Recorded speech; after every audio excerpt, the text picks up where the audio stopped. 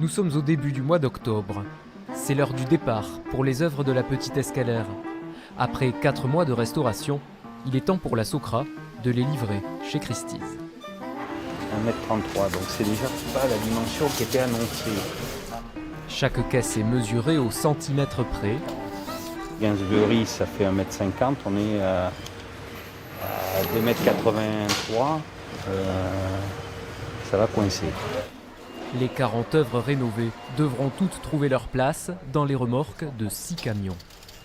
C'est du Tetris. C'est du Tetris. Un Tetris à combien de millions d'euros À l'aller, on en est pour pas loin de 20 millions d'euros estimés. Donc il ne faut pas se tromper, quoi. C'est un peu stressant, mais voilà, c'est un challenge, on va dire.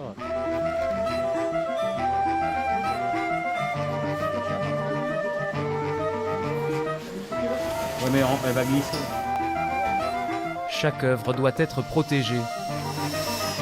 Destination, un ancien hôpital du 7e arrondissement de Paris, où la Socra doit installer l'exposition en vue de la vente aux enchères. Et donc dans la chapelle ensuite? Et donc dans la chapelle, le deuxième sujet, tu as la mosaïque de Miro, plus de Bourdelle, le décor en bronze peint. Dans chaque camion, on sait quelles œuvres sont positionnées. Elles sont positionnées en fonction de la pose qu'on aura in situ. On est dans un quartier où l'accès est très difficile, donc c'est des petits camions qui font quand même 19 tonnes. Donc il y a quelques paramètres qui sont compliqués et on espère que tout va bien se passer, on croise les doigts.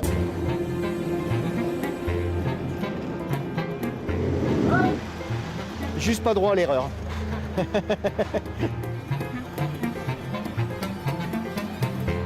Après un été en Périgord, les chefs-d'œuvre partent donc pour un nouveau périple dans ces camions banalisés.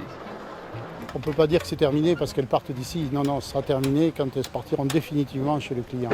Et tant que ce n'est pas posé, vous savez, on a toujours dans la tête un peu la notion de dire il va y avoir un orage, on ne va pas pouvoir passer, il y a toujours la possibilité d'avoir quelque chose qui vous bloque. Et c'est vrai que là, on a un timing serré. La vente est prévue à une certaine date, on ne peut pas arriver en retard.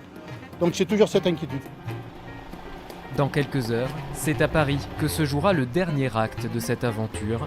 L'installation, les dernières retouches et le regard expert des responsables de Christie's.